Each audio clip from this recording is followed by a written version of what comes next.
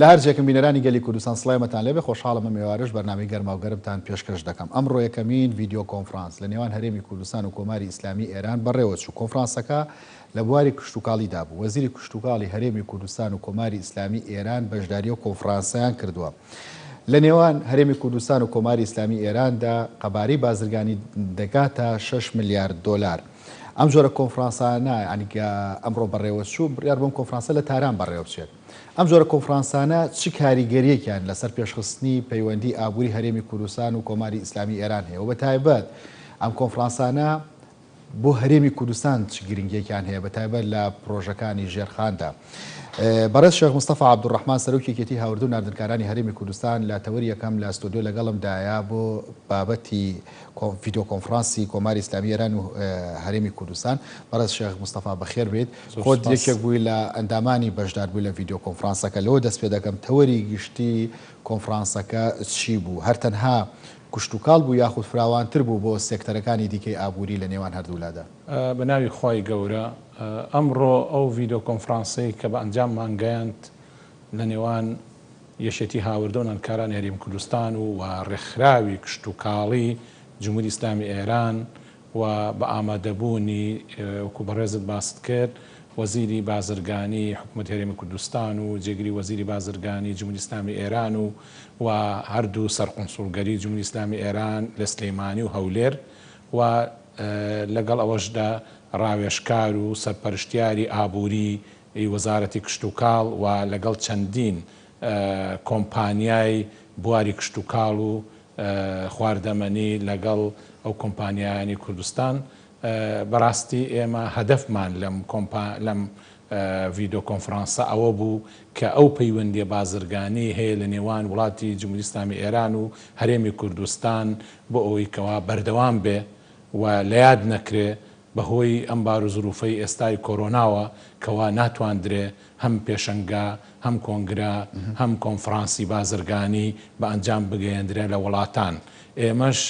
لەگەڵ وڵاتی جمهوری ئیسلامی ئێران لە دێر زەمانەوە پەیوەندێکی ئابووریمان هەیە و ئێمە مانگانە سەردانی چەندین وڵاتمانە کرد بە تایبەتی وڵاتی جمهوری ئیسلامی ئێران لە کۆنفرانسەکاندا زۆر بانگێشتیانە کردین و ئەگەر هاتوو وەکو بەڕێزت باست کرد ئەگەر هاتوو ئەم کۆرۆنایە نەبوایە ئەم کۆنفرانسە ئەبوو بە شێوەیەکی زیندوو لە وڵاتی جمهوری ئیسلامی ئێران لە شاری تاران بە ئەنجام بگەیەندرایە. بەڵام بەڕاستی ئێمە لەگەڵ ئەو ڕێکخراوی کشتتوکاڵی وڵاتی جمهوری ئیسلامی ئێران بە پێویستمان زانی کە ئەم کۆنفرانسە هەر بە ئەنجام بگەیەندرێ ئەگەر لە ڕێگەی ڤیدیۆ کۆنفرانسیشەوە بێت. بۆیە ئێمە بە پێویستمان زانی کە لە کاتی خۆیدا کە ئەم ڕۆی بوو ئەبوو بە ئەنجام بگەیەندرێ توانیمان بەهۆی ئەو هەوڵ و هیممەتەی کۆمەڵێک لە ڕێکخراوانی جمهوری ئیسلامی ئێران و یەکێتی هاوردەکاران و کۆمپانیەکانی خۆمان و کۆمپانیەکانی وڵاتی جمهوری ئیسلامی ئێران و لایەنی پەیوەندیداری هەردوولا بەسەرکەوتووی ئەمڕۆ توانیمان 3 کاتژمێر و ئەو کۆنفرانسە بەردەوام بێت. بەڵێ هێڵە گشتەکانی چی بوو؟ باستان لەسەر چیە کرد؟ هەرتەنها کەرتی کشتتوکاڵ بوو بە حکمەوەی وەزیری کشتتوکاڵی هەرێمی کوردستان و کۆماری ئیسلامی تێدایە یاخود بوارەکانی تریا سێکتەرەکانی تریشتان گفتوگۆ کردو؟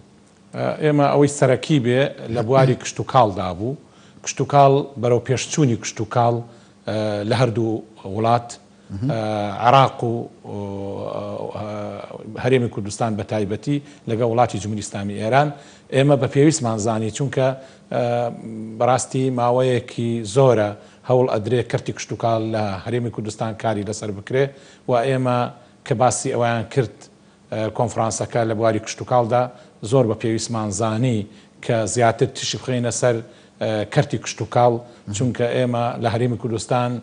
خاکێکی زۆر بە پیت و بەرەکەتمان هەیە و مەجالێکی باشی تایە کە بتوانین لە بواری کشتتوکاڵدا کار بکرێ و لەگەڵ ئەوەشدا وڵاتی جمهوری ئیسلامی ئێران خاوەنی ئەزمونێکی زۆر کۆن و سەرکەوتون لە بواری کشتتوکاڵدا ئێمە بتوانین سوود لەو ئەزمونانیان وەربگرین و ئەو کارخانە استراتیجیانەی کە لە وڵاتی جمهوری ئیسلامی ئێران لە بواری کشتتوکاڵدا هەیە بتوانین لە هەرێمی کوردستانیش بە ئەنجامی بگەێنین لەبەر ئەوەی کە ئەو بەرووبوومەی هەمانە ئێمە هەروە بە زایع و بە فیرۆ نەچێ کاتێک کە پێیەگا نەتوانین چی لێ بکەین. دوو ڕێگەمان هەیە کە ئێمە بتوانین ئەو کاتانەیەکەوە ئەو بەرهەمانە پێئەگات و بتوانین چارەسەری بۆ بدۆزینەوە. یەکێ لەوانە ئەوەیەکەوە بتوانین بە بازارکردنی بۆ بکەین هەم لە ناو خۆ هەم لە دەرەوە. بۆیە زۆر بە پێویستمانزانی کە بتوانین کۆمپانیەکانی وڵاتی جمهوری ئیسلامی ئێران کە خاوەنی ئەزمونێکی گەورەن وەکو باسم کرد لەگەڵ کۆمپانیەکانی خۆمان تەنسیقێکی باشیان هەبێ بتوان ئەوان زۆربەی بۆ کوێ بە بازارکردنیان چەند ساڵە پێ کردووە لەگەڵ خلیج لەگەڵ وڵاتانی کەندا و بە گشتی ئێمەش بتوانین لەگەڵ ئەوانە بتوانین بەو شێوەیە بە بازارکردنی بکەین. دووەمیش ئێمە مەبەستمان بوو کە بتوانین چەندین بەڕات کە هەیە لە هەرێمی کوردستان زیاد لەوە دروست ببێ لەبەر ئەوەی ئەو کاتانی کە پێیەگا بتوانین بە نرخێکی هەرزان بچێتە ناو بەڕادەوە تاکو و کاتێک کە پێویستە بهێندرێتە دەرەوە چونکە ئەو کاتێکەوە بەرهەمی خۆماڵی خۆمان بەرهەمهێنرێ بەڕاستی زۆرە و نازانی چی لێ بکەی لەبەر ئەوە زۆربەی لە جوتیارەکان و خاوەن کۆمپانیا کشتتوکاڵیەکان لە زەرەرۆمەندی گەورە دابن بۆیە ئێمە بە پێویستمانزانی کە بیر لەوە بکەینەوە چۆن بتوانین ئەو بەرهەمانی کەوا بەرهەمی ئێنن لەو کاتانە سەرف نابێ بتوانین چارەیەکی بۆ بدۆزرێتەوە. بەڵێ چۆن کەرتی کشتتوکاڵ لە ڕێگەم ڤیدۆ کۆنفرانسانەوە پێش دەخرێت بەتابەت لەگەڵ کۆماری ئیسلامی ئێرانە کە هاوسەی هەرێمی کوردستان و عراقیشە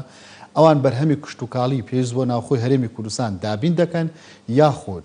دێن و بەرهێنان لە کەرتی کشتتوکاڵی هەرێمدا دەکەن. ئێمە لە کۆنفرانسەکە دوو خاڵی سەرەکی و باسکرا بەڕێز وەزیری کشتتوکاڵی حکوومەتی هەرێمی کوردستانیش پێداگیری کرد لەسەر لایەنێک کە ئەوەی کاتێک کە بەرهەمی خۆماڵی خۆمان پێئەگات تەنسیقێک هەبێ لە بینی لایانی پەیوەندداری وڵاتی جمهوری ئیسلامی ئێران و لایانی پەیوەندداری حکوومەتی هەرێمی کوردستان بۆی بتواندرێ لەو کاتانەیە ئەو بەرهەمانە نێتە ناو هەرێمی کوردستانەوە چونکە تاکو بەرهەمەکانی خۆمان بتوانین لە ناو خۆ زیاتر ساغ بکرێتەوە و بتواندرێ گرنگی پێ بدرێ تاکو بەرهەمی دەرەکی نەیە چونکە لەم کاتەیەکەوە دراوی ئێرانی زۆر لە دابەزیندایە هەر چۆنێک بێت ئەو کاڵایانە یاخود ئەو بەرهەمە ناوخۆیی خۆی وڵاتی جمهوری ئیسلامی ئێران کە بە تایبەتی کشتتوکاڵە میوەهاتە کاتێک کاگاتە ئێرە زۆر بە هەرزانەگاتە ئێرە لەوانەیە نەتواندرێ منافەسەی بکەی بۆیە لایەنێک کە باسکرا ئەوەیە کە بتوانرێت تەنسیقێکە بێ لە بەینە لەم کۆنفرانسە باسکرا کە بتوانرێت لە کاتی پێگەیشتنی بەرهەمی خۆماڵی خۆمان لەو کاتانەیە ئەوە قەدەغە بکرێ و ئەوانیش ئەبێ پابند من پێوەیەوە بتواندرێ ئەو کۆم ئەو کاڵایانە یاخود ئەو خۆراکیانە ئەو خۆراکە کشتتوکاڵیانە لەو کاتە نەیەتە ناوەوە بەڵام ئێمە لە کاتی تر پێویستمان پێیەتی ئەگەر هاتوو بەرهەمی خۆمان نەما ئێمە هاوکار بین ئەو مادانێکەوە پێویستە بێتە لە هەرێمی کوردستان بتواندرێ بە شێوەیەکی تەندروست بگاتە هەرێمی کوردستان بۆ ئەوەی کەوا تەنسیقێک لە بەینا هەبێ ولایانی دووەم ئەوە بوو کەوا پەیوەندێکی باش لە نێوان کۆمپانیەکانی هەرێمی کوردستان لەگەڵ کۆمپانیەکانی وڵاتی جمهوری ئیسلامی ئێران هەبێت بۆ ئەوەی کەوا بتواندرێ کارخانەی استراتیجی هاتووەکو باسم کرد ئەو کارخانانێکەوە بە تایبەتی لە قوتونانە بۆ ئەوەی کەوا بتوانێت لە هەرێمی کوردستانیشدا بندرێ و بەرهەمی خۆماڵی خۆمان بە مارکەی هەرێمی کوردستان بتواندرێت لە قوتوو بنرێ و بە شێوەیەکی ڕاستەوخۆ ئەگەر لە ناوخۆ لە دەرەوە سەرف ببێ بۆ نمونە ئەگەر ئێمە بێت و کارخانەیەکی شەربەتی هەنار دروست بکەین یان کارخانەیەکی شەربەتی ترێ دروست بکەین ئێمە ئەتوانین لەو کاتانێکەوە ئێمە ترێمان زۆرە مێوژمان زۆرە بتوانین لە ڕێگەی ئەو کارخانانەوە زیاتر بتوانین سەرفی لە ناوخۆ ببێ و جوتیارەکان سودبەندی گەورە ببن بۆ هەناریش بە هەمان شێوە یاخود دۆشاوی تەماتە بتوانین لەو کاتانێک کە بەرهەمی دۆشاوی تەماتا بێ تاکو بتوانین ئەو کارخانانی کە بە دۆشاوی تەماتەیە ئەو تەماتانە فڕێ نەدرێ بتوانرێت سوودی لەوە بگیرێ بۆیە زۆر هەوڵدرا کە بە شێوەیەک لە کۆنفرانسەکە کار لەسەرەوە بکرێ کەوە هەردوو لە سودمەند بن هەم کۆمپانیەکانی خۆمان هەم کۆمپانیەکانی جمهوری ئیسلامی ئێران و بە تایبەتیش جوتیاران و خاوەن ئەوانەی کەوە ساڵانە بەرهەمی خۆماڵی خۆمان بەرهەمێنن لە بواری کشتتوکاڵدا بتوانن ئەوانە سەرکەوتوو بن و سودمەند بن بۆ ئەوەی کەوە بتوانرێت ساڵ بە ساڵ زیاتر گرنگی بدرێ بە کەرتی کشتتوکاڵ و بەرهەمی زۆرترمان. بەڵێ تەوەری سەرەکی هەرێم دەواازەی ئێرانە بۆ عێراق لە بەرامبەر ئەمەدا ئێران چی دەکات بۆ هەرێمی کوردستان و بۆ عێراق کە کاتێک هەرێمی کوردستان دەبێتە دەواازەیەک بۆ وڵاتێکی گەورە ئەو لە بەرامبەرچی بۆ هەرێمی کوردستانەکات پێشخستنێکی بۆ کەرتی کشت و کاڵ تابەت دەگەر ورتر قسەکەیت هەرێمی جمهوری ئیسلامی ئێران خۆی لە قەیرانێکی ئابووری سەختدایە بەتابەت تۆ تەنها باس لە دراوەکە کرد دەبینی بەهۆی وەستزاد دەوڵیانەیە کە خراوەتە سەری ئابووری ئێران لەو پەڕی شەلەلیدایە ئەوان چی بۆ هەرێمی کوردستانەکەن بۆ بارودۆخە خراپی خۆیانەوە ئەوان لە بەرهەمی خۆماڵی خۆیانە واتە لە کەرتی کشت و کاڵدا ئەوان تەسیرێکی وان تێنەکراوە تاکو کاریگەریەکی خراپ ببێ ئەوان لە زۆربەی کەوا ئەم وەکو بڵێن گەمارۆیەکی ئابووری جیهانی لەسەر وڵاتی جمهوری ئیسلامی ئێرانە لەو بوارانەی کەوا کارخانەی پیشەسازی یاخود بازرگانی کەوا بە شێوەیەکی ڕاستەوخۆ بە تایبەتی پیشەسازی کە دانرێ مەوادە ئەولیەکانیان لە دەرەوە هێنن زۆر گران لە سەریانە وەستێ و زۆربەی کارخانەکانیان لە بواری پیشەسازیە یعنی ئێستا زۆر لە کەمترین بەرهەم هێنن یاخود وەستاون بەڵام لە کەرتی کشت و کاڵدا لەبەرەوەی کەوا ئەوان لە بەرهەمی خۆیانە و لە خاکی خۆیانە و بە شێوەیەکی ڕاستەوخۆ چەندین ساڵە کاریان لەسەر کردووە بەو شێوەیە لە کەرتی کشت و کاڵدا کاریگری خراپ نهاتەوە بەسەر وڵاتی جمهوری ئیسلامی ئێرانە لە بواری کشت و کاڵدا ئێستاکە هەر خۆیان لە بەرەو پێشەوەن و ئەتوانن بەڵام لەوت وەکوتم لە بواری پیشەسازیە تەسیرێکی گەورەی لەسەر کراوە و نەتواندراوە بە شێوەیەکی ڕاستەوخۆ و ساڵانی ڕابردوو بتوانن بەرهەمێکی وا بەرهەم بێنن بتوانن بینێرنە دەرەوە یاخود لەناو خۆیانە لەوە ڕاستی لە بواری پیشەسازیە ئەوان زۆر کەوتونەتە دواوە و ناتوانن زۆر بەرهەم بهێنن زیاترمە بەسەکە من ئەوە بوو ینی ئێران ئەبێت چۆن بێ بۆ هەرێمی کوردستان هەنی هەر لە ناو ڤیدۆ کۆنفرانسەکە ئاماژەتان بۆدا بەڕێز وەزیری کشتتوکاڵی هەرێم ئاماژەی پێکرد کە ئێران بەشێکی زۆر لە سەرچاو ئاویەکان دەگرێتەوە ئەنی ئەمانەت چۆن چارەسەرەکری ئەم پرسانەی کە پرسی مەسیدارن لەسەر ئابووری هەرێمی کوردستان وەزیری بازرگانی حکومەتی کوردستان باسەوەی کردەوە سیادەیە لەوانەیە لە بینی عێراق و وڵاتی جمهوری ئیسلامی ئێراندایە بەڵام ئێمەش داواکاری ئەومان کە ئەو ئاوانەی کەوا دێت لە وڵاتی جمهوری ئیسلامی ئێرانەوە دێتە لای ئێمە ئەبێ بیر بکاتەوە لەوەی کەوا حکومەتی جمهوری ئیسلامی ئێران نەکو ئاو بگرێتەوە و ئێمە تووشی زەرەرەومەند ببین لەوەی کەوا ئەو ڕووبارانە یاخود ئەو ئەوەی کەوا دێتە ناو هەرێمی کوردستان نەتوانرێ بەڵێ بەڕاشکاوی وەزیری بازرگانی وەزیری کشت و کاڵی حکومەتی هەرێمی کوردستان بە جێگری وەزیری وڵاتی جمهوری ئیسلامی ئێران و بە وەفدی حکومەتی جمهوری ئیسلامی ئێران کە لە کۆنفرانسەکە بەشدار بوون بەڕاستەوە خۆی پێیوتن هەردوو سەرکۆنسوڵگەری جمهوری ئیسلامی ئێرانیش ئامادە بوون لەوێ و پێیوتن کە ئەبێ ئەوانیش هاوکار بن لەگەڵ حکومەتی هەرێمی کوردستان بۆ ئەوەی کەوا ئەو ئاوە کە دێتە ناو هەرێمی کوردستانەوە بەی شێوەیەک کەم نەکات و نەبێتە زەرەرۆمەند بۆ ئەوەی حکومەتی هەرێمی کوردستان یاخود بۆ ناو هەرێمی کوردستان بە گشتی ئەوان لەسەر ئەوە بە شێوەیەکی ڕێکوپێک هاوکارن و هاودەمن بەڵام وەکو شتێکی سیاسی لەوانەیە لە بینی دوو وڵات بێ زیاتر وەکو سیادی وڵاتەکان خۆیان ئەتوان قسەی لەسەرکەن بەڵام حکومەتی جمهوری ئیسلامی ئێرانی ژەبێت زۆر چاک بزانێت کە هەرێمی کوردستان بۆ ئەوان دەواازەیەکی گەورەیە بۆ ساختکردنەوەی کاڵاکانیان و پەیوەندێکی بازرگانی باشیان هەیە لەگەڵ وڵاتی لەگەڵ هەرێمی کوردستاندا وڵات جمهوری ئیسلامی ئێران ئەوانی ژەبێ بێگومان بیر لەوە بکەنەوە کەوا چۆن ئەوان سوودیان پێگا و نابێت زەرەرۆمەند و زەرر بگەێنن بە هەرێمی کوردستان و هەرێمی کوردستانیش ئەبێ زیاتر لەگەڵیانە هاوکار هیچ وەڵامێکی دروستیان هەبوو بۆ بەتایبەت بۆ سەرچاوەکانی ئاوکەی گرنەوە یاخود زۆر جارێمە دەبینی لەو تۆبارانانی کە دەکرێتە سەر هەرێمی کوردستان بەشێکی زۆری لە وەرگاکانیش دەسووتێنرێن ئەمانە هەمووی هەیە و پێویستە قسەی لەسەر بکرێ و پێویستە حکومەتی جمهوری ئیسلامی ئێرانیش بیر لەوانە بکاتەوە کەوا هەرێمی کوردستان بۆ ئەوان بە شێوەیەکی ڕاستەوخۆ و باسم کرد ئەبێ بە ساختکردنەوەی کاڵاکان بەڵام لەگەڵ ئەوەدا کە ئەوان زۆر گەشتبین بوون بەوەی کە بەڵێ ئەو شتانی کە هەیە ئێمە ئەبێ ڕەچاویکەین و بتوانین هاوکار بین لەگەڵ هەرێمی کوردستان و هەرێمی کوردستان لە دێر زمانەوە ئەو پەیوەندی بازرگانی لەگەڵ وڵاتە دراوسەکاندا هەیە بە تایبەتی لەم دەواازەدا لێرە باشماخ و پەروێزخان و حاجی ئۆمەران کە لە ڕاستەوخۆ لەگەڵ وڵاتی جمهوری ئیسلامی ئێران و لە ئیبراهیم خەلیلیش ڕاستەوخۆ لەگەڵ تورکیا ئەمە بڵین و نەڵین لەبەرەوەی کەوا وڵاتی دراوسێ لە چەند ڕوویەکەوە ئێمە هەر ئەو ئاوڵ و گۆڕە بازرگانیە بووە یەکەمەوەیە کە دراوسێ و نزیکە یعنی بە زووترین کات کاڵەکە کاتە هەرێمی کوردستان بەڵام ئەوانیش ئەبێ بیر لەوە بکەنەوە کە هەرێمی کوردستان بۆ ئەوان سوودمەندە ئەبێ ئەوان سوودی پێ بگەێنن نەک زەرەرەومەند و ئەگەر هاتو تۆ بارانێکی واش ببێ بەڕاستی ئەوە شتێکی دروست نییە چونکە ئەبێت هەوی ئەوەی کەوا هەرێمی کوردستان تووشی ناڕەحەتی ببێ لەو حاڵەتانەیە بۆیە ئەبێ پێویستە زیاتر حکوومەت کوردستان ئاگاداری وڵاتی جمهوری ئیسلامی ئێران و تورکیا بکاتەوە کە بەو شێوەیە دراوسێتی نییە ئەبێ دراوسێتی بە هاوکوفی و بە هاودەنگی و بە هاوکاری یەکتر ببێت. بەڵێ بە قسە باسێکیش لەسەر ناردن یاخودهێنانی کاڵای خراپ بکەین بەشێکی پەیوەندی بە ئێوە هەیە وەکو هاوردەکارە بەشێکیشی بەلایەنی نێردەرەکەەوە هەیە لەم کۆنفرانسانە بەگشتیوە ئەمووی ئەمڕۆ بە تایبەتی چۆن باسی ناردنی کاڵای خراپتان کردووە؟ ئێمە بەس هەر لە ئەو کۆنفرانسەدا من ئاماژەم بەوە کرد کە داواکەین لەو خاوەن کارخانانەی کە ئێستا لە کۆنفرانسەکەش بەشدارن و ئەو خاوەن کارخانانەیەکەوە کاڵان نێرن بۆ هەرێمی کوردستان ئەبێ بە شێوەیەکی تەندروست بە کوالیتیەکی باش بتوانن هەناردەی بکەن بۆ هەرێمی کوردستان چونکە ئێمە سوودی مادی بەوانە گەیەنین ئەبێ ئەوانی سوودی تەندروستی لە کاڵەکانیان ئەفو بە ئێمە بگەێنن و لەگەڵ ئەوەشدا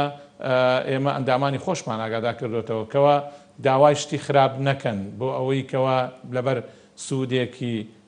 قازانجی خۆیان بتواندرێ ئەو کاڵایان بۆ ساخ ببێتەوە بۆیە لەم ساڵانەیە ئێستا زۆر باش بووە هەم بازرگانان و هاوردەکارانی ئێمە زیاتر تێگەشتون لەوەی کەوا سوودی معنەوی و مادیان لەوەیە کە بووە کاڵای باش و زۆر کوالیتی بێ بهێنە هەرێمی کوردستان بە شێوەیەکی گشتی یانی ئەم ڤیدۆ کۆنفرانسە یاخۆ بنە کۆنفرانسێکی تاو ڕاستپاردە و بەرنامی کاری داهاتویان چییە بێت یعنی چۆن ئەمانی کە ئەمڕۆ باستان کردن چۆن ئەیخەنە بواری جێبەجێ ئەو خاڵ ئەوانەی کەوا لایانی پەیوەندداری حکومی هەردوو لا قسەی لەسەر کرد هەردوو لایەن قسەیان کرد و هەردوو لا قسەکانیان بە شێوەیەکی دروست هەڵسەنگان و کردیانە بابەتێکی نووسینەوەی لایەنی یەکتری بۆ ئەوەی کەوا کاری لەسەر بکەن بەنسبەت ئەوەیە کە بەڵێ کە باس کرا لەسەر ئەوەی کە بەڵێ وەزارەتی کشتتوکاڵ سەرچاوەکانی ئاو کە نەکەری کشتتوکاڵ نییە سەرچاوەکانی ئاویشە ئەبێ بیر لەوە بکرێتەوە کەوا تەنسیقێک لە بینی لایانی پەیوەندداری حکوومەتی جمهوری ئیسلامی ئێران و حکوومەتی هەرێمی کوردستان بێ بۆی کەوا بتواندرێ ئەو کاتێک کەوا ئاو ئەژیرێتەوە ئێمە زەرەرەومەند دەبین لەسەرەوە بێ کاری لەسەر بکرێ شتێکی واڕوونەدا ئەوانیش بە زۆر بەگەشتبیینیەوە ڕوانینە ئەو کە کاری لەسەر بکەن و ئێمە ئەوە لایانی سیاسی و لایانی حکومی کە خۆیان کەوتنە گفتوگۆ و ئەو ڕاوبۆچوون و ئەو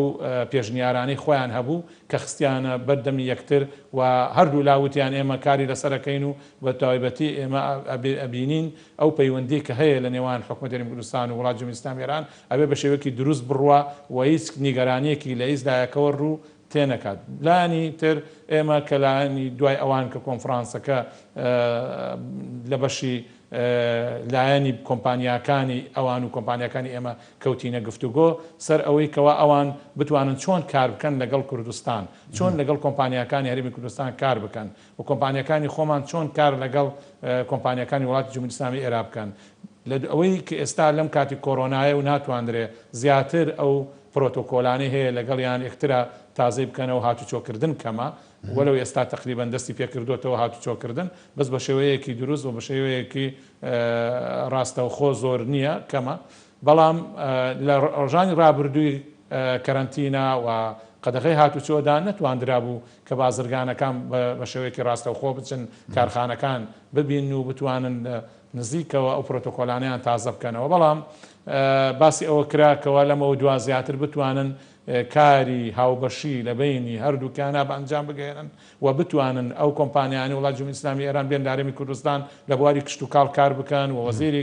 ئامادە باشی خۆی دەربڕی کە هەموو هاوکارێکی هەر کۆمپانیایەک دێتە هەرێمی کوردستان لە بواری کشتتوکاڵ کار دەکات ئێمە هاوکارین و ئێمە ژۆکو یەکێتی هاوردن کارانێمی کوردستان هاوکاریانە بین بۆ ئەوی کەوا بتوانین کارەکانیان بە ئەنجام بگەێنن هەم لەلایەنی ئەوەی کەوا هاوکار بین بۆ ئەوی کە بتوانن لایەنی پەیوەندیداری حکوومەت یاریمی کوردستان ئاسانکاریان بۆ بکە هەم ئەوەشەکەوا لەگەڵ کۆمپانیەکانی یاریمی کوردستان بتوان بە هاوبەشی یەکتر کەسی باشیان بۆ بدۆزینەوە بە یەکەوە هاوشێوەی یەکتر بۆی بتوان کار بکەن. بەڵێ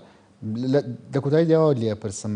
لە ڕابردوو کاری لەم جۆرە چ ئەنجامێکی هەبووە ئومێتان بە بەم ڤیددیو کۆنفرانس و بەم سیمینار و بەم جۆرە پرۆتۆکالیانە هەبێت ئێمە ئەبێ هەر کار بکەین لەسەر ئەوەی کەوا کۆبوونەوەی هاوبەش بەیەکەوە بکەین ئەبێ کار بکەین بۆی کە پێشەنگا لە کوردستان و لە دەرەوە بکرێ و بچین بەشداری بکەین ئەبێ کار بکەین بۆی کەوا ئەم جۆرە کۆنفرانسانە هەبێ بۆ ئەوەی کەوا زیاتر وەکووتم ئەبێ زیاتر لێک نزیک بوونەوە و دوور نەکەوتنەوە دروست نەبێ ئەمانە هەمووی هاتوو کەمێکیش سوودمەندێکی ببێ لە ساڵ 25 بۆ ئێمە سوودێکی گەورەیە چکە هەر جارۆ بە جۆرێک ئەتوانین سوودمەند بن هەم ئەوەیە کەوا بتواندرێ هاوردەکارانی ئێمە و بازرگانانی ئێمە زیاتر سوودمەندن هەم ئەوەشەکەوەی بتواندرێ ئێمە ناوچەی هەرێمی کوردستان بە شێوەیەکی ڕاستەوخۆ بتواندرێتەوە ئەو هاوردەکار و بازرگان و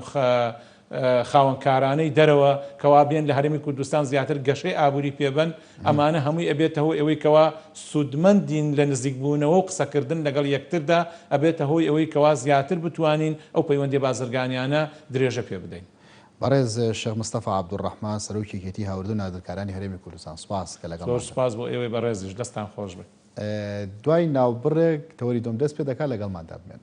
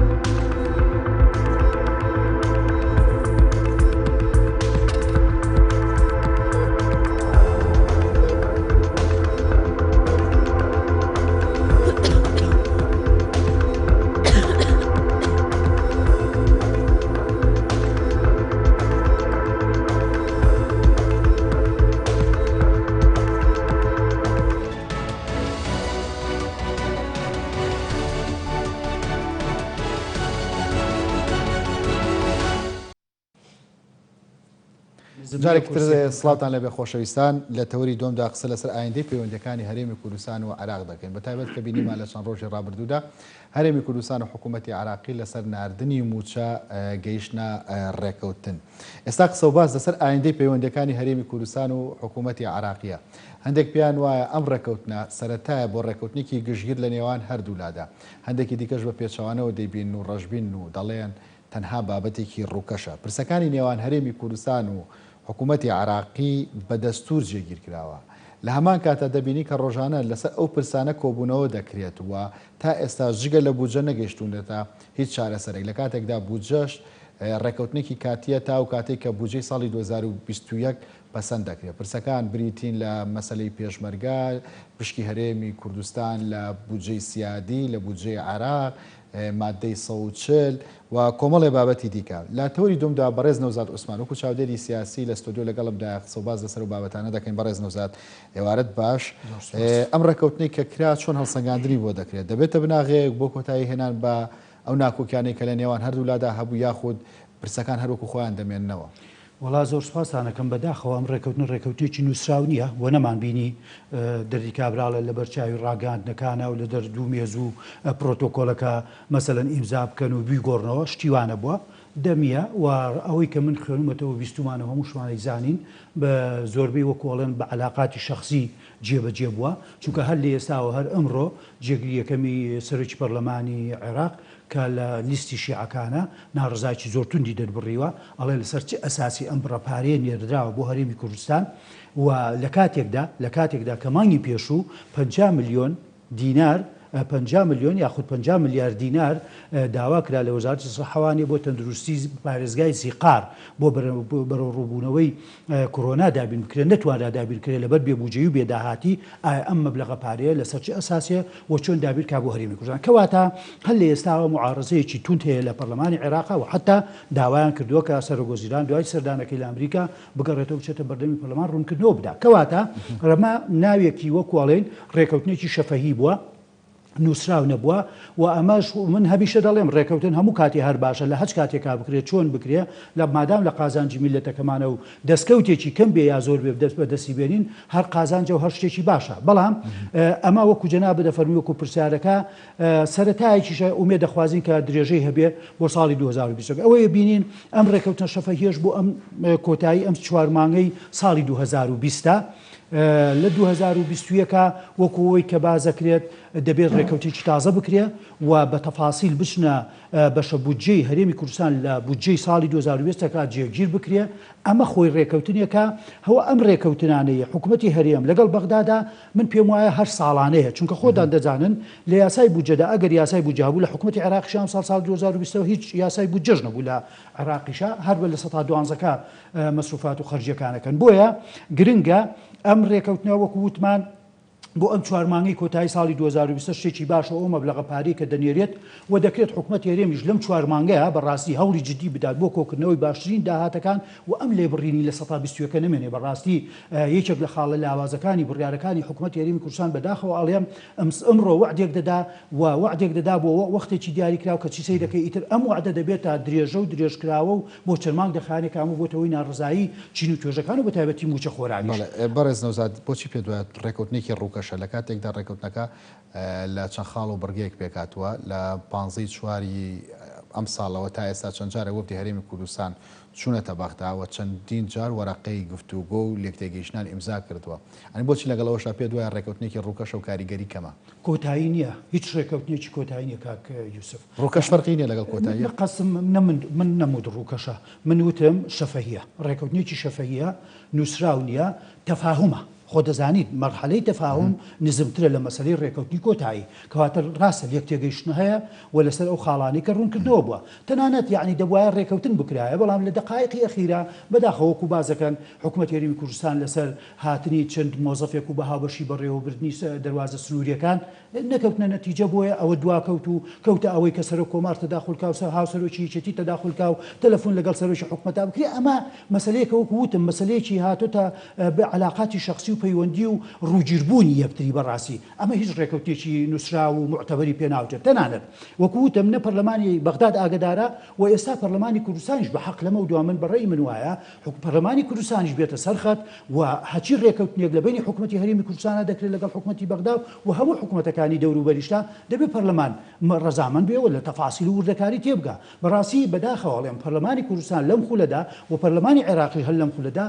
بەداخەواڵێ بکەم قسەیەکەم لەوانەیە قورس بێ بەلای هەندێک کەسەوانەیە بەڵام لاواز بوون و ئاکتیڤ نەبوون و کاران نەبوون و ڕۆڵی خۆیان لە چاودێریکردنی حکوومەت و لە یاسادانانێکی معتەبەر و یاسایەکەوە لە ساڵح و بەرژەوەندی تاک و چین و توێژەکانی کۆمەڵگاکەمان نەبێ خۆیان سەرقاڵ دەکەن بە دانانی هەندێ یاساوە کە لایەکەوانی دیموکراسیت و ئازادەکان کورد دەکاتەوانێ و بەرتەسکەکاتەوانێ هیچ ئیسفادەیەکی مادی و معنەوی ناگاتە گیرفان و سەر سفرەی خێزانەکان تاکەکانی کۆمەڵگاکەمان بۆیە ئەڵێم یعنی قسەکەی من ئەوەیە لەمە دوا دەبێت پەرلەمانی کوردستانیش ڕۆڵێکی کارای هەبێت لە چاودێریکردنی ڕێکەوتنامەکانی حکوومەتی کوردستان هەندێک جار لێکدانەوەکە بۆ دەکرێت کە ئەم ڕێکەوتنە پێش سەردانەکەی مستەفا کاظمیە بۆ ئەمریکا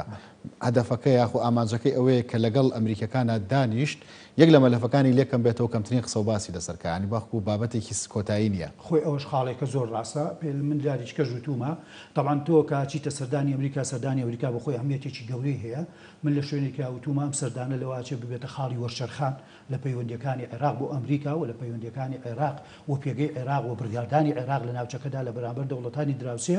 و ئەمە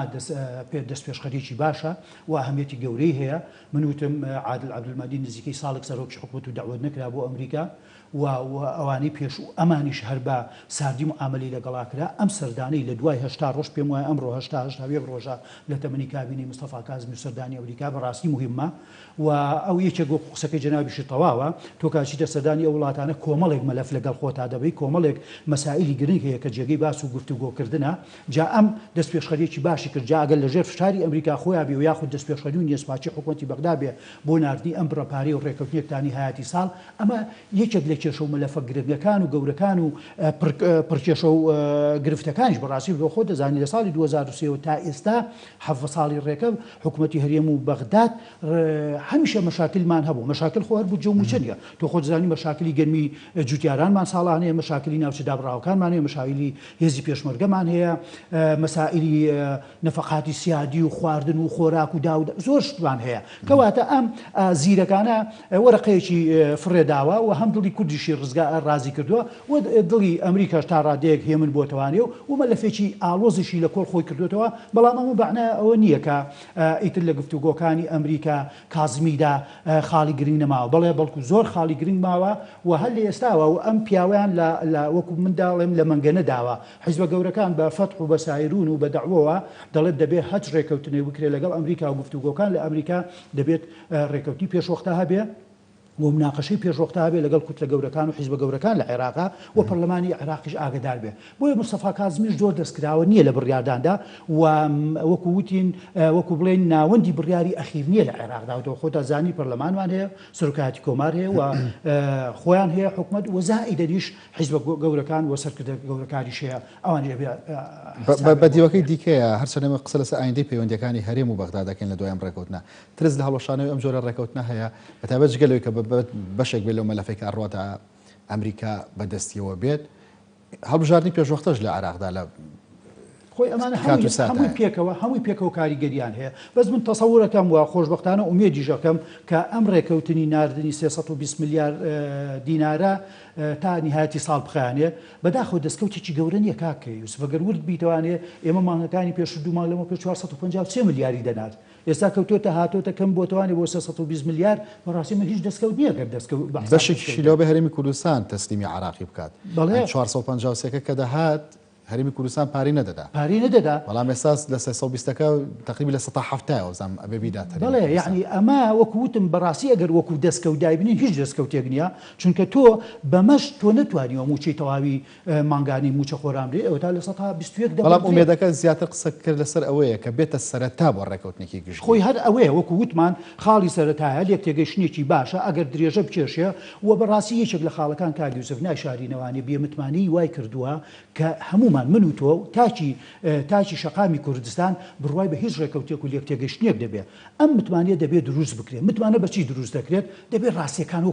وەکو خۆی پیشانی هەردوو لا ببرێت و هەموو وەکو ئەڵێن ئەوراقەکان لە هەردوو لا بخرێتە سەر مێزەکە و بە مەکشوفی بە شەفافیت مناقەشە بکرێت لە بین یەکتریا و بگەنە کۆتایی و ڕێکەوتن و متمانە بە یەکترکردن تا ئەم متمانە کۆنکرێتی دروست نەبێ بەڕاستی هەموو کاتێ ترسی ئەوەی هەیە کە کێشەکان سەر هەڵ بداتەوە و گرفتی بۆ دروست بێت و خۆشتان دەزانن کاک یوسف تدەخلاتی ئەحزابی سیاسی و سەرکردە سیاسەکان و بەرژەوەندی ئابووریەکان و دەوڵەتانی دراوسێ لە ناوچەکەیە هەموو ئەمانش کاریگەریان هەیە لەسەر ڕێکەوتنی هەرێم و بەغدا هەندێک پێی خۆشەوە هەندێک دژایەتێتەکە و هەندێک ڕێگری بۆ دروست دەکات بۆیە دەبێت هاتۆتە سەر ئەوەی کارە گرنگەکە گەورەکە هەنگاوە مهمەکە هاتۆتە سەر حکوومەتی هەرێم لەگەڵ حکوومەتی بەغدادا دەبێت متمانە دروستکەن و ڕاستیەکان و شەفافیت بەکاربێنن ئەتوانن متمانە دروستکەن بۆچی نا یعنی ئێمە وەکو ئەڵێن قەدەر و چارە نووسمان تا ئەو کاتی دەوڵەتی عێراقیا بین دەبێت بە یەکەوە کار بکەین مادام بە یەکەوە کار بکەین دەبێت بە یەکی شۆ نەرم بین و تەنازول بۆ یەکتریش بکەین و بگەینە خاڵی لێکتێگەشتن خاڵە ناکۆکان کەم بکەینەوانەیە ئەمە مەسیر و چارەنووسی ئێمەیە زۆر جار وترا و دەوترێت و کەس هادیکەش وتوانە پێش ئێمە مەسیر و چارەنووسی ئێمە بە تورکیا و نەبەسراوەتەوە بە ئێرانەوە نەبەسراوەتەوە بە دیمەشقەوە نەبەسراوەتەوە بە سعودیەوە نەبەسراوەتەوە بەڵکو بە بەغدادەوە بەسراوەتەوە تا ئەو کاتێکی ئێمە وەکو کورد یاخود مەجالێک پەیوەندی نێودەوڵەتەکان دۆخە سیاسیە و ئابوووریەکانی نێودەوڵەتی ڕێگەمان پێدەدا جیا ببینەوە کە جیا نەبینەوە وەکو دەوڵەتێکی فدراڵی عێراق و لە چوارچێوەی ئەو دەسووری کە خۆمان دەنگمان پێداوە دەبێت معاملە و مامەڵەی لەگەڵدا بکەین بە حکمی دیفاکتۆ باشە و ئەمری واقع ئەو هیچ جارێکت لە بەردەستانیە ئێستا بڕوانین ئەگەر بە شفافیت قسەکەین هەرێمی کوردستان ئەگەر چەند بژاردەیەکی کەی لە بەردەستا بووە جگە لە عێراق و چکە لەگەڵ ڕێزم ئەو سوالکردنی پارەی مانگانەیە دەیتوانی بەکاری بێنێ و لە خۆی و میلەتەکەشمان لەم قەیرانە داراییە دەرباسکە بەڵام سیر دەکەی هەموو دەرگاکان داخراوە بە پەنجەرەکانیشەوە کۆڵێن تەنها دەواازەیەکی بچووکە بێکە عێراقا و دەبێتەوە معامل لەگەڵ ئەم دەواازی لە ڕووی دەستوری و پرسەکانی یاخۆ پەیوەندیەکانی هەرێمی کوردستان حکوومەتی عراقی دیاری کراوە چ لە مەسالی پشکی هەرێمی کوردستان بێ مەسەلەی پێشمەرگە بێن مادەی 140 بێ بۆچی بیر لەوە دەکرێتەوە دەستور بەجێ بهێڵدێت و بەم جۆرە ڕێکەوتنانە پرسەکان چارەسەر بکرێت خۆی بەداخەوە دەستور ئەگەر بیرمان بێ بگەڕێنە بۆ ساڵی 2005 کە هەمومان دەنگمان پێ 8 میلیۆن 12 میلیۆن عێراقی دەنگی پیا و کوردیش بە زۆری دەنگمان پێدا من ئەو کاتەش وتومە و ئێستا ژێڵێم و هەمووشیان ئێستا گەیشتنە تا ئەو قەناعەتە و لە کاتی خۆشی هەروە بووە لە سەردەمی سەرکردە مەزنەکانی خۆشمانە دەستوریش دارعاسای سحری نەبوو و بەدڵی هەمومان نەبوو کە بڵین 100% بەدڵی کوردە بەدڵی شیعەیە بەدڵی سونیە بەدڵی پێکاتەکانی کرد نه بەڵام دۆخەکەی ئەو کاتە وای ئەخواست چونکە خۆتان زانن عێراق و هەرێمی کوردستان لە دۆخێکی ناجێگیری ئەمنی ئاسایش قەیران سیاسی و داعشە بوو و شەڕی براکوژی و ناوخۆیی لە بینی شیعە و سونیا هەبوو یعنی زۆر حاڵەتەکە خەتەر بوو بۆیە ئەمە وەکووتمان هەر بۆ تێپەڕانی قۆناغەکە بوو و دەستوریش بوو بە ئەمری واقع ئەوە لە 2005 تا ئێستا تقریبا 15 ساڵە تەمەنێتی و زۆر دەنگ وە لە زۆر 5 ساڵ لەمەوە پێشش دەنگی ناڕزایی بەرز بووە کە داوای هەموارکردنەوەی هەندێبەندی دەستوری دەکرد بۆ لە بەرەوەی بەدڵیان نەبوو بەڵام خۆشبەختانە دۆخەکان لە عێراقدا هێندە جێگیر نین کە لایەنێکی بەتایبەتی شیعەکان باڵادەست بوون و بتوانن هەژمونی خۆیان بسەپێنن و بە هەندێبەندیشی تایە کە بۆ ڕێگری و پاراستنی بەرژەوندەکانی کورد تەسبیت کراوە بۆیە ئێستا کە قسەکەی جەنابەدەوەیە کە هەندێک دەیەوێت هەندێک جار لە ثغراتی قانونی و دەستوریەکانەوە بچنە دەرەوانی و مەساڵحەکانی خۆیان بپارێزن و یاخود دەستور پێشێل بکەن بە قەستی مسبق هەر ئەوەیە کە دەستور وەکووتم وەکو ئەڵێن دەروونەکانی تێرئاو نەکردووە و چینوەتی هەمووانی نشکانوە لە بۆی کە بڵێن وڵات دەستور لە ساڵحی ئەمەیە و لە ساڵحیوانی کردە بۆیە من بە تەسەوری من لەوانەیە چەند ساڵی داهاتوو ئەم دەستورش هەموار بکرێتەوانێ و بەڵام هەموارکردنەوەی دەستور خۆتان دەزانن ئیستیفتای شعبیە دەوێ و دەبێت دوو لە سەرسەی سێ محافظەش دەنگی پێ بدەن بۆیە پرۆسەکە هەر دەکرێت بەڵام دواکەوتنە خۆشبەختانەش وەکو جەنابەت فەرموودی انتخاباتی پێشوەختە لە گۆڕەیە و لە پێشدایە بە هیوای ئەوەی کەوا لە عێراقدا حکوومەتێکی کامڵتر و پێگەشتتر و بەهێزتر بێتەکایەوە بۆی بتوانێت بەسەر کێشەکانی هەم عێراق هەم کوردستانیشا چارەسەر بکات. بەڵێکەواتە وەکو ڕێکەوتن لە سەرناردنی موچە دەبێت ئەم پرسانەش یەک بەیەک ڕێکەوتنێکی نوێ لە نێوان هەرێمی کوردستان و عێراقدا بکرێتەوە خۆی زەرورە بەڕاستی ڕێکەوتنەکە کاکە یوسف ڕێکەوتێکی وەکۆڵێن گشتگیر بێ و سەرتاسەری بێ و هەموو کێشەکان لە خۆ بگرێ ناکرێت تۆ لە دەستور گشتگیرتر و سەرتاسەریتر هەیە نەقەستم یعنی خۆکە من ئەڵێم ڕێکەوتن هەموو ڕێکەوتنەکە دەبێت لەسەر ئەساسی دەستوری عێراقی بێ هیچ یاسایەک هیچ ڕێکەوتنێک نابێ خارجی و دەستور بێ خۆت جەناب دەزانی بۆیە دەستور بکەنە بنەما و زۆر بە شەفافانە مانگێک دوومان کاکە کۆڕ و سمینار و مناقەشات و وفود هات و چۆ بکە و تێبگەیشتن و وەکوتم خاڵەکان بخەنە سەر پیتەکان چێ حەقی خورا و چێ مافی خورا و چێ پێشێری دەستوری کردو بگەڕێنەوە سەر دەستورەکە ئەمە هەمووی وەکو وتم بە چیە بێت بە بەهێزبوونی ئۆرگانەکانی دەوڵەتە بێ ئۆرگانەکانی وڵات لە سەرۆکایەتی کۆمار لە حکوومەت لە پەرلەماندا دەبێ هەبێ ئەمسی ئۆرگانە بەڕاستی هەرسێکیان لە ئاستی قۆناغەکان مەترسیەکان تەحەدی و ئاڵنگارەکان نابن ئەجینا بەم شێوە لاوازە بێ و ڕاکێش و چێشمە چێشم لە بینی ماڵی شیعی بەتەنها لە ماڵی شیعە سوننە و لە ماڵی کورد و لە بینی هەرسێکیانە بەڕاستی عێراق هەر بە لاوازی دەبێت پێدوانی ئەم ڕێکەوتنانە شەر بۆ خۆیان بەشی خۆیان کێشە دروست دەکەن ینی بۆ نمونە دوو سەرۆکوەزیرانی کۆتایی لە عێراقدا ببینین تێڕوانینی عادل عەبدولمەهدی بۆ ڕێکەوتن لەگەڵ هەرێمی کوردستان لەگەڵ مستەفا کازمیە زۆر جیاوازی هەبوو ئەین دەکرێت هەموو سەرۆکوەزیرانێکا و ڕێکەوتنێکی نوێی لەگەڵا بکرێت و تا ئەگەیتە ڕێکەوتن خۆی مشکل بۆ داپیردایە مشکلەکەی ئێمە بەتایبەتی لە کوردستان لەگەڵ ڕێزم ئێمە علاقاتە کۆنەکان و علاقاتە شخصیەکان و حیزبیەکان زیاتر تۆغەکەینەوە لەسەر ئەوەی کەوا سەیری بەرنامەکە بکەین سەری تێڕوانینی ئەم کەسە بکەین کە بێتە سەرۆکوەزیران من هەمیشە وتومە میلەتی کورد کێشەی لەگەڵ دەموچاوەکانە نییە کێشەی لەگەڵ بەرنامەکانایە خۆی ئێستا مستەفا کازمی کە لە بەرنامەیەکی ئاوا بوون لە مباشرە ئێمە قسەمان دەکردکەوە نابێت کورد پشتیوانی کە نابێت پێشوازی بکە بیاکسەر بم باشی لەسەر تەلەڤیزۆر دەرکەوتەوە هەردوو حیزبی گەورە پێشوازیان لە مستەفا کازمی کرد کاتی کە بەرنامەکەی مستەفا کازمی خوێنتەوە یەک بڕگەیتیایە یەک بڕگەیتیایە تایبەت بە بەرنامەکانی بۆ هەرێمی کوردستان دەڵێ لەسەر ئەساسی دەستور و پێکەوە ژیان مامەڵە و گرفت و کێشەکان لەگەڵ هەرێمی کوردستانە چارەسەکەن ئاخر ناکرێت حکوومەتێکی گەورە و زل و زەبەلا خۆی دانابێ بۆی 2 ساڵی تەمەنی تەواو بکە وایە ئێستا خۆشبەختانە بە ساڵ و نیوە کۆتایی پێبێ تۆ لە یەک بڕگەیە باسی چی بکەی باسی تاکە هەرێمێک بووی لە وڵاتەکەدا باسی پێکاتەی دووهەم بکەی لە وڵاتەکەدا باشە باسی نفوس و قەدەر و چارەنووسی 5 ملیۆن کەس بکەی بەڕاستی ناکرێت ئەمە بێ بۆیە دەبوو سەرکردایەتی سیاسی کورد ئێستا هەر ئەو کەسانە و یا خود ئەو حیزب و سەرکردانی کە یەکسەر یەکەم کەس بوون پێشوازیان لە مستەفا کازمی کرد ئێستا بەخۆ لە هەرێمی کوردستان کەوتونەتە تەقەکردن و ئەمە دیکتاتۆر ئەمە بەرەو دیکتاتۆر ڕوا لە سەدام حوسێن خراپترە و ئەمە بۆ نابێن نمایش دەکا و دەچێتە سەر جادە و دەچێتە سەر مەسەلەن کۆڵان و شەقام و سەردانەکەر ئیکاکە تۆ چی دەوێت کابراایکی نەرمونیانی عادل عەبدولمەهدی دانەیە پشتان تێ کرد و لە پێش هەمووانەوانێ کورد پشتی تێ کرد و وتیان نابانەبێنێ و با بگۆڕێ کاتێک هاتە سەرم کابراایەکە من هەمیشە وتومە عێراقی بەهێز کوردستانیی بەهێزیشی لێ هێتە دی ڕاست لەوانەیە بەڕوویەکە ئێمە زەرەرمان بێکەوە حکوومەتێکی بەغای بەهێز دروست بێ لەبەرەوەی ئەو لەمە دووە مەرجەکانی خۆی فەرزکا بەڵام ئەگەر وەکو وتمان متمانەیەکە بوو هەردوو لا ڕێزی لە دەستور گرت لە یاساکانی هەردوو لا گرت و ئەمە ئیتر بۆچی من بترسم لەوەی کەوە ئەگەر عێراق بەهێز بێتەوە ئێمە تازە بەڕێی من قۆناغی دیکتاتۆریەت و تاگڕەوی هەفتاکان و هەشتاکانی سەدام حوسێنمان تێپەڕ کرد هەم با لەسەر ئاسی شەقامی عێراقی و کوردستان هەم لەسەر ئاسی ئۆرگانەکانی حکوومەت و دەسەڵات و حیزبە سیاسیەکانیش بۆیە تەسەوور ناکەم جاریچکە عێراق بگەڕێتەوانێ بۆ ئەو زەمەنا یاخود ئەو خۆناغی دیکتاتۆر و تاگڕەویانە بۆیە لەبەرەوە ترسمان نەبێت کە عێراقێکی بەهێز بێ چونکە چەند عێراق بێهێز بێ دەستێوەرانی خارجیە بێ هەمومان دەزانین بۆچی مەسەلەن مەسەلەی نەوت کە بۆتە مەسەلەیەکی حەساس داوای لێبوردنەکەم مەسەلەی نەوت کە بۆتە مەسەلەیەکی حەساس و زۆر هەستیان لە بینی عێراق و هەرێمی کوردستانە هەمومان دەزانین لە ئەنجامی ئەو ڕێکەوتنە ناشەفافانەیە کە لەگەڵ تورکیا کراوە و تورکیا وەکو دەڵێن لایەنی بڕیاردەرە بە کۆتایی و ئێستەکانە خۆشبەختانە ئەم مستەفا کازمی ئەگەر ڕاست بێ یا ناڕاست بێ 6 ڕۆژی داوەتە سەفیری تورکیا دەبێت عێراق بەجێ بێڵێ یاخودەوەتە بردومان و